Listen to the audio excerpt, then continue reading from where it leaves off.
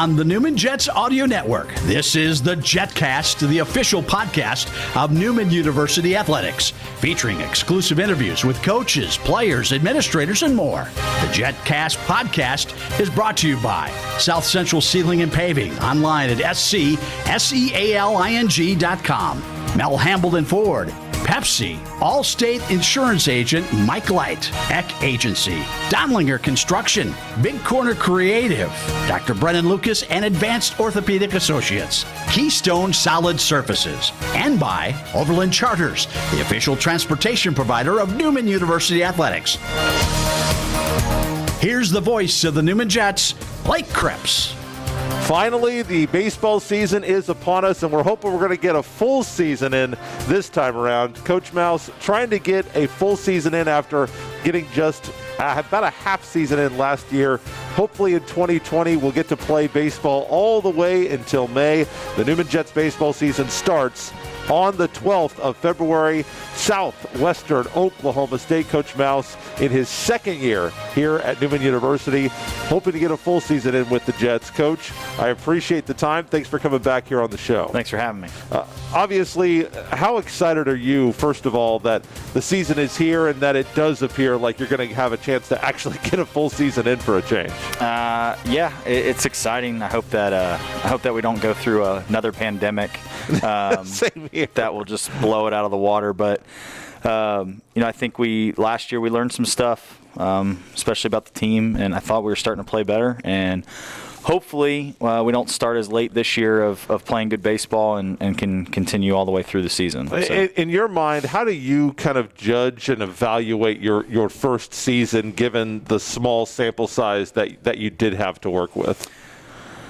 I don't know if I really, I went back and reflected about things, and it was really hard to determine because we had a lot of upperclassmen. Not really, I think we had two freshmen who really got playing time. Everybody else was either a junior or senior. So, looking at the program and think, we can grow from here with that many upperclassmen was difficult to do. Going through the fall, though, it was good to see. We have a bunch of freshmen and then a bunch of juniors and seniors again this year that excited to see what we look like when we're put together and playing correctly. But, hopefully we can get to that point. In baseball, obviously in the summer, that's a big time to work on your game, to improve your game, and there's typically so much that's done in terms of summer collegiate wood bat baseball, the NBC leagues, the Mink leagues of the world, where a lot of these guys would get to play, get some extra reps, some pitches, some at-bats, whatever their position is. How is all of that impacted by the coronavirus pandemic and in terms of what the guys normally do in an off-season? Yeah, I think we only had like 3 guys play in the summer, and they played in the Kansas collegiate leagues, which Kansas seemed like it was going to play come hell or high water. Tyler Push, he was an all-star this summer, and I thought he played very well. Got to see him in the all-star game and play. We had another new player this year, Enzo Benventer, who was also an all-star and playing this summer. So it was good to see those guys get a chance to play. Some of the other kids went home, obviously, and just they were in lockdown. And it was difficult, especially with the ever-changing travel rules and everything like that. I know El Dorado had to shut down because they had 2 kids from Michigan that came in and they had COVID, and so the entire team had to shut down for the summer. So it was tough to get those guys around. I know Strider, our former strength and conditioning coach, was sending out lifts for them to do every other week or something like that, so that they were able to stay at least fit the entire time. I think it was a little tough getting back into it this fall, but once we did, we kind of hit the road running. It was good. Well, one of the things you talked about when I first interviewed you here on the show was the fact that you needed to try to build a relationship with the team, and that, it wasn't about trying to, do things necessarily differently than Coach Ealing, and that his way was wrong and your way was right, just trying to implement the way that you wanted the team to work. How do you feel like your relationship building is with this team, given the fact that you didn't really get a full first season to try to build that relationship in your first year?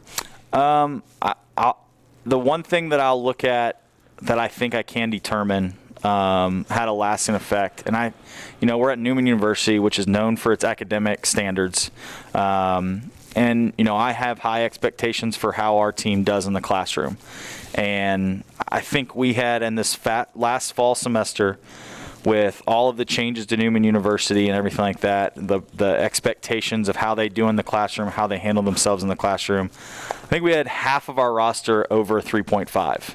Wow. So out of 48 people, it was 24, 25 guys over 3.5, with 12 of them having a 4.0. I only think we had like 5 or 6 guys that were below a 3.0.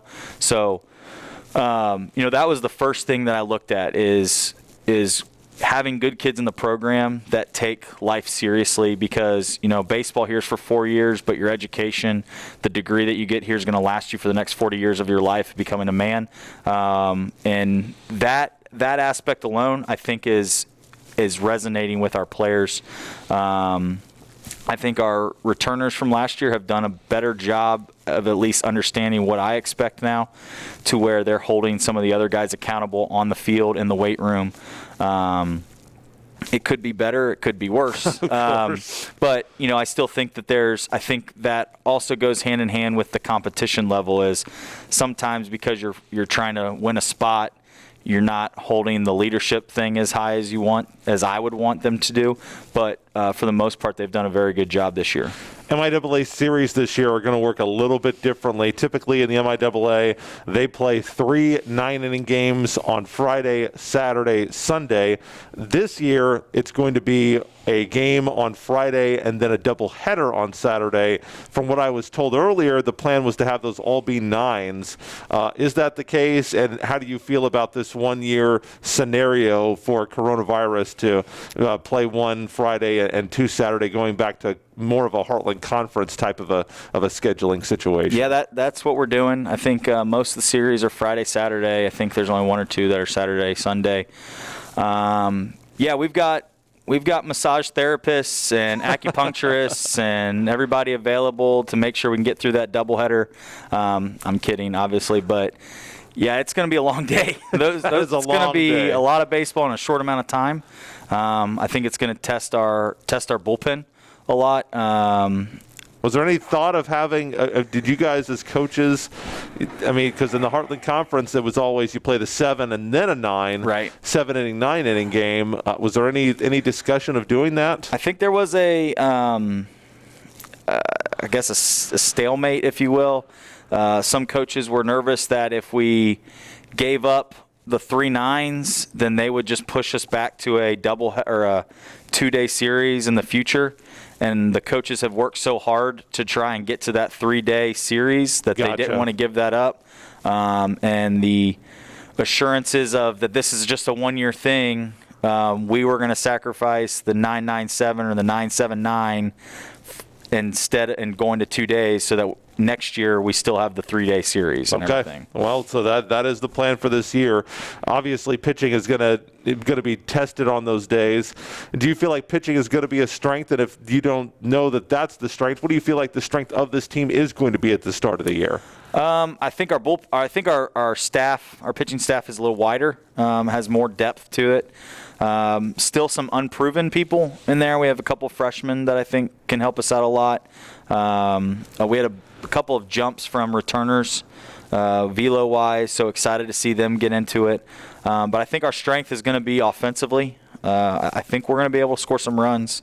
Having said that, it's Kansas, so there's times when everybody can score runs, and then there's times when no one can score runs. So, I'm excited to see our offense work. I think we're going to be pretty good offensively, and hopefully our pitching can hold us in games. What do you feel like is something the team's going to have to work on to get better throughout the year to be where you need to be to have a chance to get into that MIAA tournament this year? I think we have to acknowledge just how good the MIAA is. I think that we think that we're pretty good. I think that they know that there's good players and there's good teams in the MIAA. I think we have to acknowledge and understand just how good the conference is, and that there are no weekends where you can take off.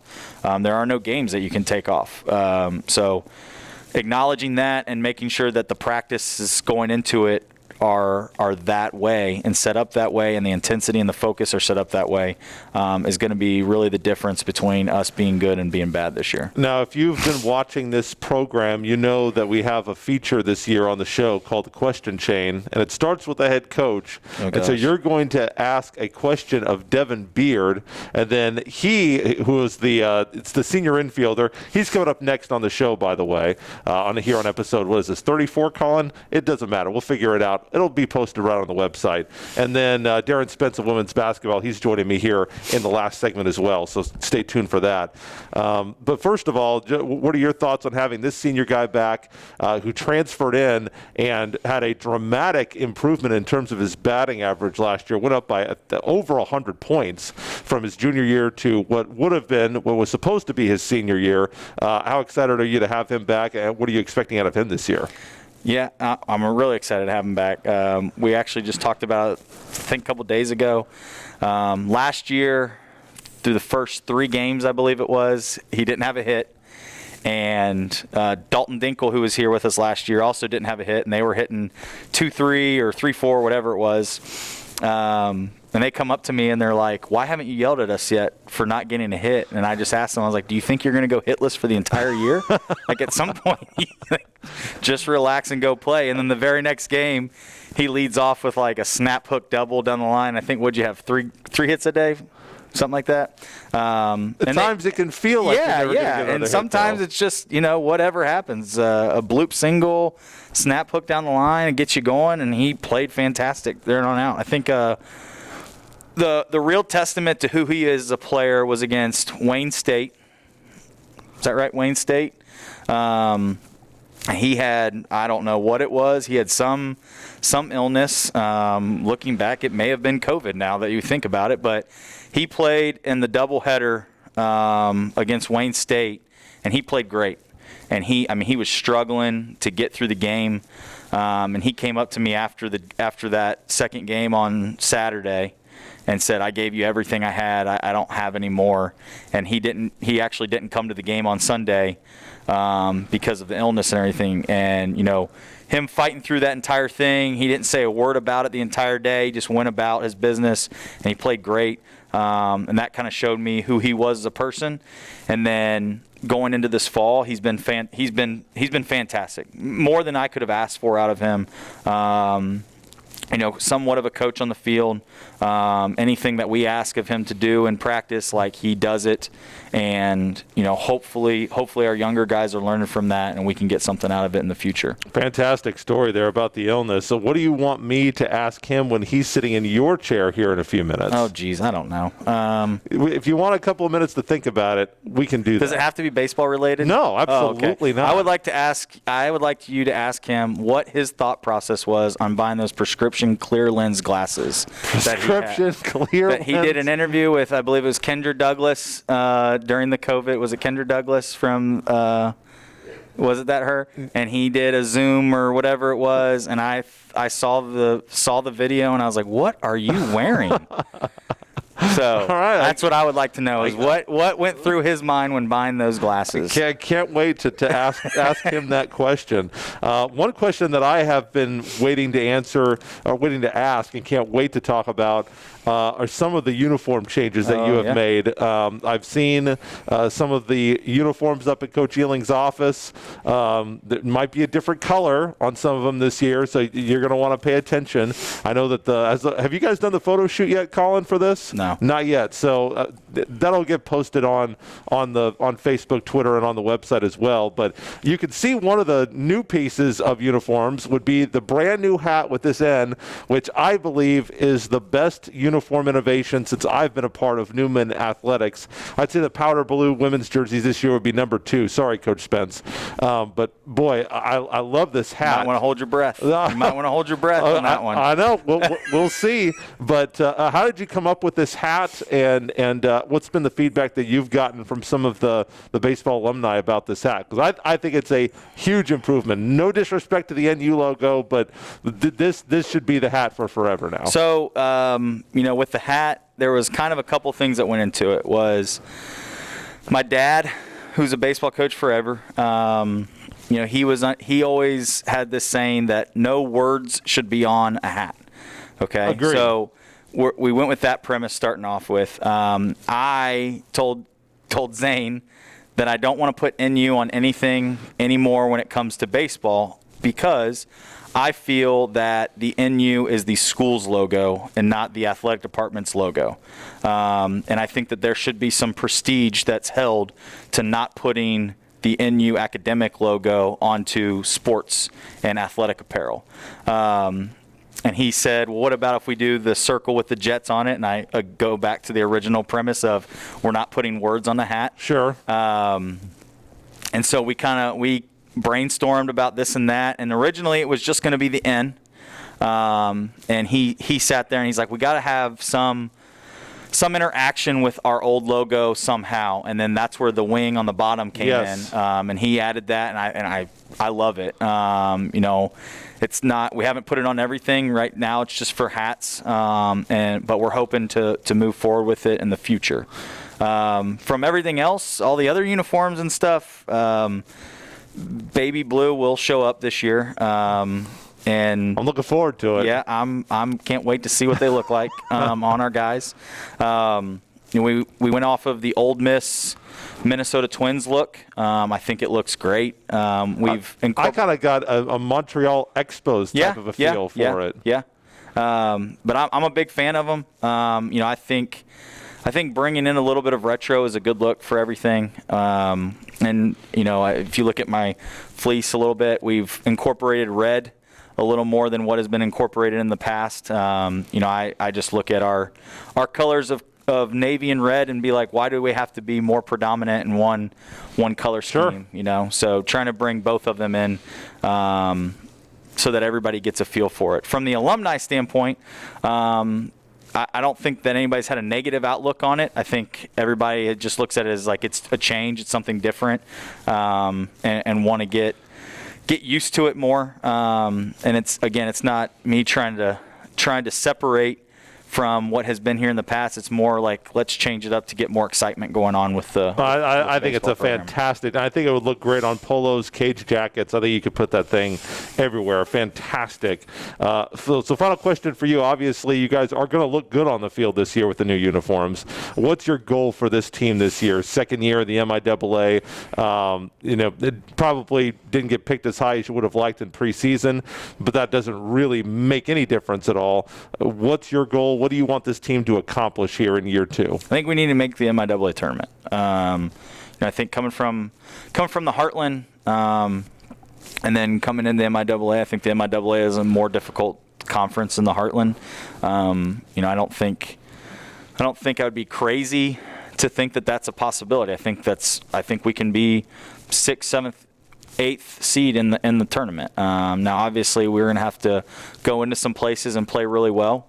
And play well against teams that are going to be ranked in the top 15. Last year we were 1-5 against UCO and UCM and played well 5 of the 6 games that we played them. And I think that's what led us into the Northeastern Series, where we played well, won the first game, and then everything got shut down. So, I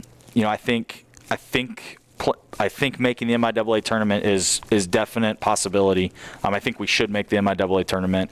For the other games, I think anywhere around winning against teams that are within a 2-hour distance to us, Emporia, Washburn, Fort Hays, Pitt, having a winning record against those guys. The old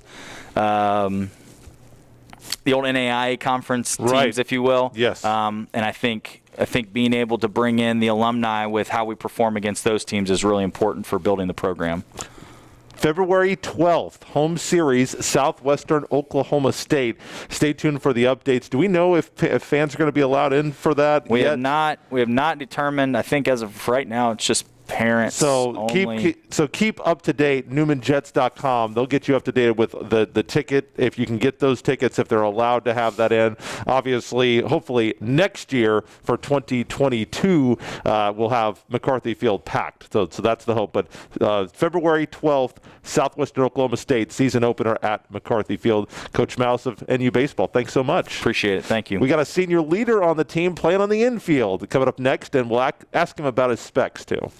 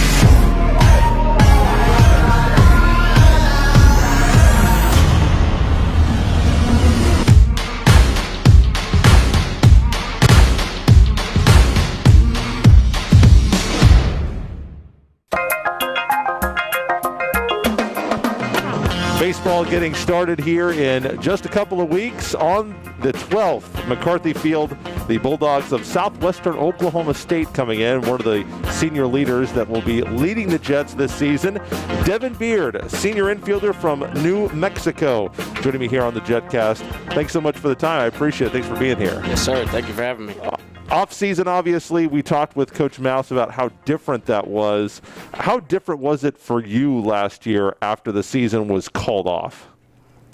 There's a big change. Never really even expected it, but definitely when they say play like it's your last day, don't take it for granted, it definitely hit home with that right there.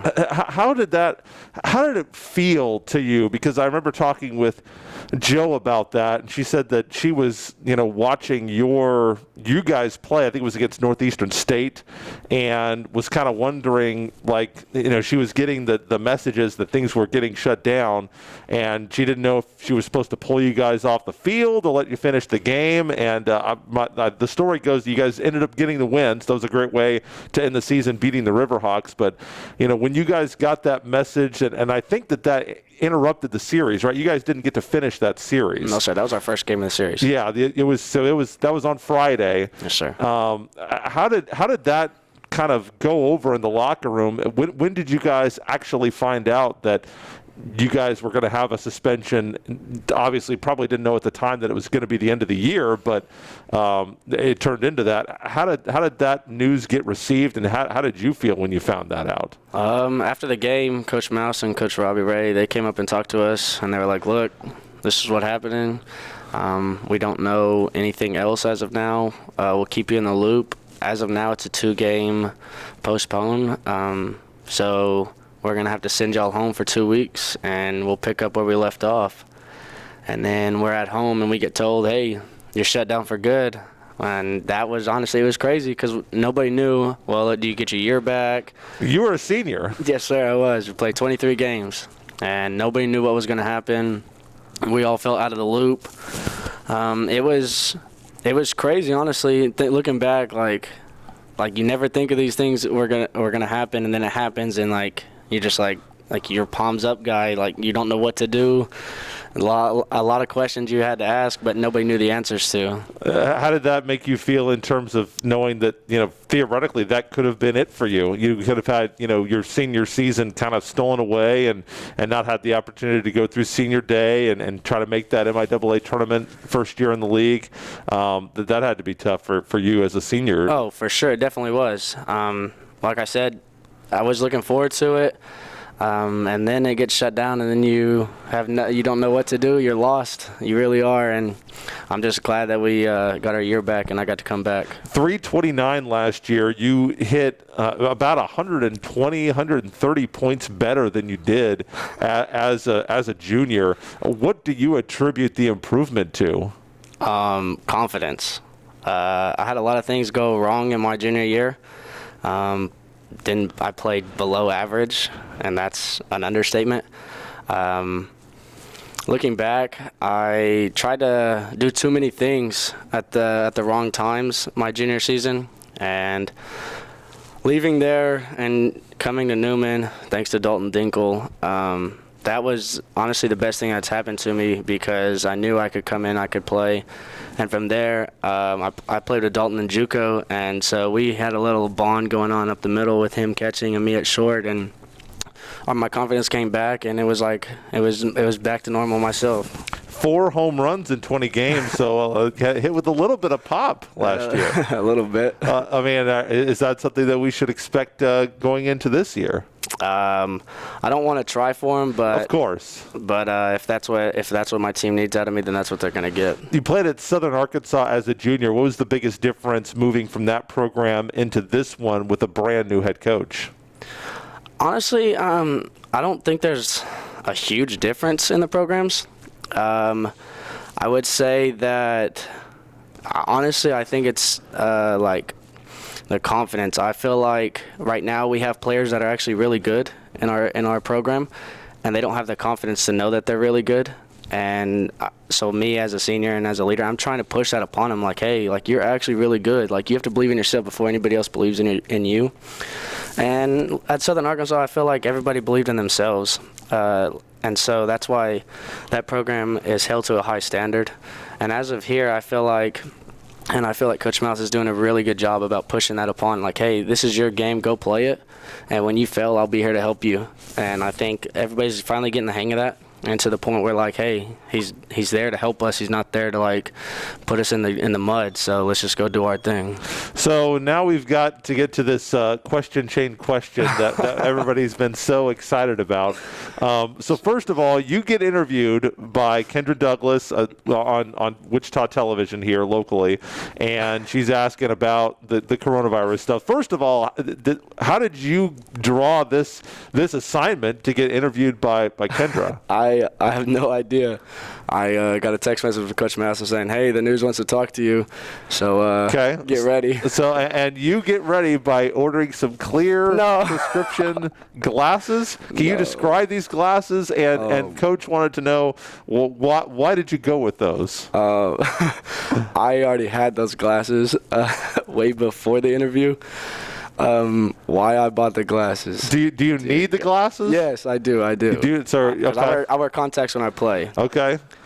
And why I bought the glasses. I bought them for fashion. That's definitely why. Do you feel like the fashion's working out for you? 100%. Do your teammates agree? It's my glasses. It's my look. It's your well, okay. I mean, do you feel like the ladies are trying, or do you feel like they're appreciating the fashion of the glasses? Absolutely. I guess. I think. I don't know. It doesn't sound like he's fully sold on that. So I mean, they ask about him. That's not always a good thing. It's not a bad thing either. That is it's true. A conversation starter. That is true. It would start. Not sure what kind of a conversation you'd have, but that's what he's going for. So I'm interested to go back and look at these. Man. Final question for you, getting back on track away from the glasses. You heard Coach Mouse say that his goal is to make the MIAA tournament this year. It's a very lofty goal. What are your goals for the team and goals for yourself here in this 2021 baseball season? Overall goal, I just want to win. And I think a lot of the teammates, and hopefully every single one of them, they just want to win. Making the MIAA tournament, yeah, I think it is a possibility. It's definitely a goal in mind, and of course, I don't ever want to stop. I just want to keep playing as long as possible. I would love to make the MIAA tournament, get hot at the right time. You never know what's going to happen when you get there. And from there, I mean, if we can make that tournament, I think it sets like a higher standard towards like the people coming up next year, recruiting class, the underclassmen now coming in next year. I think it's big, and I think it's a great goal to have as a team, and I think our team needs to realize, hey, this is reachable, and let's go do it. Starting next Friday, we're hit the ground running, and it's time to go, and that's when it starts. And if you're holding back, then take a step to the side, because at some point, like, we're just going to keep going.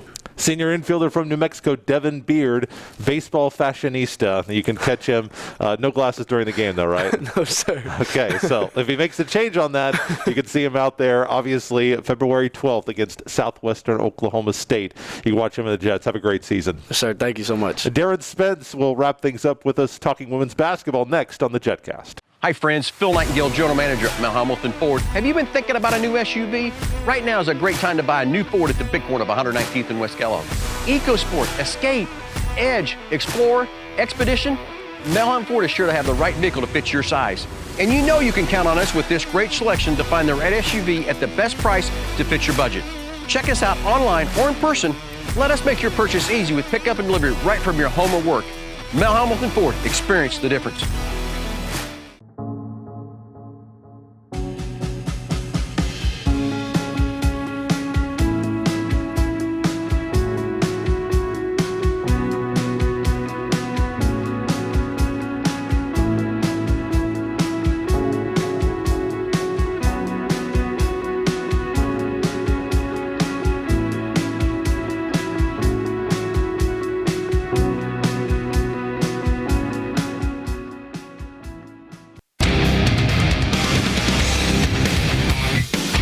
Wrapping up the Jetcast, talking women's basketball. Tough road swing coming up for the Jets this week as they make the Western Kansas-Nebraska swing, taking on Fort Hays State and the, as of today, number 4 Lopers. So that's probably going to change as they lost 2 games to Fort Hays State last week. They had been undefeated.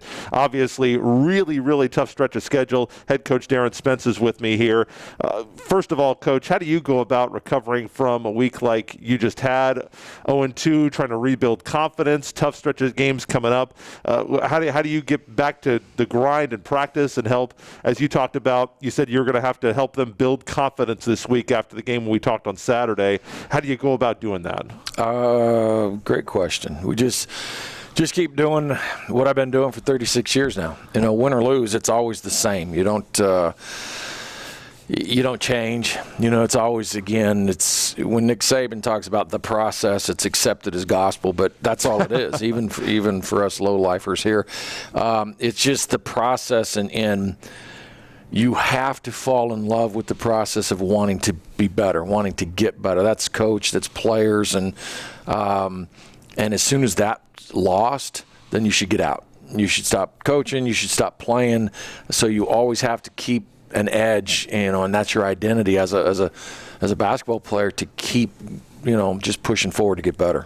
How much pressure does it put on a program, coaches, players, when you're in a league like the MIAA that puts so much pressure on you, not just from the fact that you can lose every game because the other teams have programs and traditions in place, but also that so many of those programs are at such an elite level. I'm not sure there's any other Division II team that has, I think you can look at the MIAA and say that there are 4, elite programs in the MIAA. I'm not sure that's something that any other league has, and you're going to be facing 2 of them in one road trip.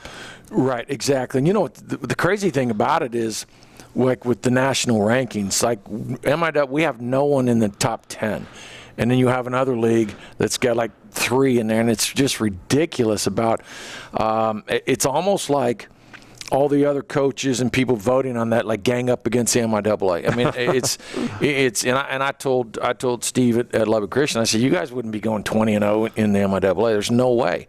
But that's what happens. We just even the middle to the bottom teams, are really good. Not to mention what you just asked about the top ones. Those of us here at Newman and Northwest Missouri or Northeastern State, Rogers, we're working our tails off, and sometimes going to a bazooka fight with a pocket knife. But it's a challenge. It's hard. And I keep telling our players, you could play your best ever, and do really, really well, and still get beat in this league, still finish in the bottom part. Doesn't mean you're terrible. Doesn't mean you're awful. It just means it's a really good league when you take into consideration facilities and traditions and multiple national champions in women's basketball. And the MIAA is good in all sports. But football and women's basketball, with outside of Northwest Missouri's men's basketball team, women's basketball is by far probably the top of the entire league. And it's been proven in attendance for 12 straight years. There are some elite teams to your question. And going to Fort Hays and to Kearney on one trip, it's hard. Yeah, that's not an easy assignment. I want to go back and ask about a couple of these players we haven't gotten to talk a whole lot about this year, and those would be your freshmen, Elise Kaiser and Ashanti Day. They've been injured. Elise Kaiser's been hanging around the program, out of her brace now from her knee injury. Ashanti Day has been hanging out at home with her hip injury from surgery. I know that these were two players that you were hoping were going to get a chance to get out there, see what they can give you this year. Unfortunately, it didn't happen. How are they both doing? I know with Elise, you've gotten to see her on a very regular basis. She's even made a couple of road trips with you. How are they doing trying to recover from these injuries that have unfortunately stunted the start of their careers here in college? I'm glad you asked about them because they're two amazing kids who we did plan on having help us this year. They're two of our difference maker kids that we don't have, and by that I mean athletic, quick, fast. With Elise, run, jump, long. Defensively. Would help us tremendously. Slashing type kid who can shoot the ball also. And then Ashanti is as good as anybody. Ashanti is border. I don't want to say this, but I'm going to. She's got a lot of Treasure Job in her. That's a high compliment. Her and Sydney were the two-headed monster, where Sydney's more of the facilitator, get everybody going, and Ashanti is, I'm going to score on you. She's that kid, and that's what we've missed this year. Ashanti is that, if you're not doing what you need to do, teammate, I'm getting in your backside. She's that kid, and we so missed that this year. So haven't seen, and it's hard with Ashanti. She's been home because she's been non-weight bearing on her hip since she had the surgery. And so, just think about how hard it's got to be on her. Not around her teammates, not even in the building ever. Can't watch her team practice, play. When she was practicing earlier in the year, you could see she's special. She's going to be good. Shoots it with range, gets to the lane, gets to the basket, mid-range pull-up stuff. So not to throw a whole bunch of pressure on her next year, weight on her, because you never know how she's going to come back from the hip. But we miss her personality. Her spunk, her fire. Yes, Elise is around every day, so she gets to see it, and that kid is working her backside off to get her knees stronger and get ready for next year. A lot of times when you go in and watch women's practice, I have a lot of times this year, and it seems like she's always on the bike, always trying to do something, shooting free throws, so she's trying. But unfortunately for her, it won't be this year, but they'll both be back next year. Faith Mason-Vestal, obviously a big subtraction from your team with a back injury, and just looking at her walking around, there's a lot of things about being a Division I athlete that I have no concept of, but that look as you walk around, you kind of sit sideways, that is a feeling that I know too well, and it's such a frustrating injury because it usually, at least when it happens to me, it's a real fluky thing, and it just seems like you have no control over when it gets better. How is she doing? Oh, she's stiff. And I relay to her what I've gone through with that same my SI joint, and it really affects my golf game in the spring and the summer. So stretching has been, a big part of my life. Yes, it's got to be a big part of her life now, and it's just one thing. She landed, got pushed from behind, and it just happens. And it's so weird. It is, but to me, it brings back a whole other issue of all through this COVID stuff, and you get shut down, and then you got to jump right back out and play, and these kids have a hard time of getting in shape, in good enough shape. You see it across the league that there's a lot of injuries going on men's and women's side, and so in Faith's case, she's already had 2 knees, and so her balance, had to pulled hamstring last year.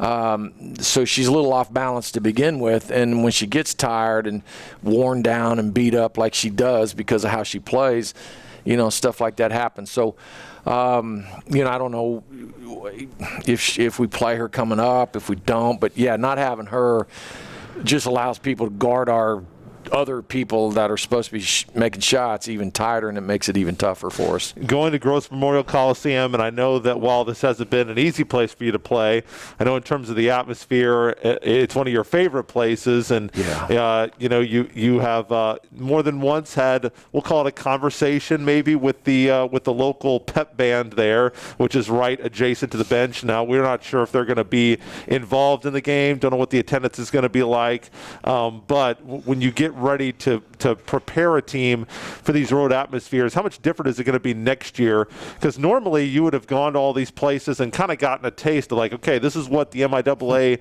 is like on the road. Right. And I don't really feel like you've gotten the full flavor with full crowds, bands, and all the atmosphere, the cheerleaders. Haven't really gotten that this year. So how can you help prepare them in whatever way you can for that next year? Because obviously we're hoping that it will be back to more of that next year. Well, it's funny you bring that up because they're out in western Kansas, and those people out there don't think the COVID gets out there. So I'm perplexed at how different every setup is in this league. County, states, I get all that, but there's no mandate league-wise. This is how it's got to be. So Fort Hays benches all in a line. Kearney all in a line. So it's just different, and even though these places haven't had their usual number of fans, when you walk in there, it's game.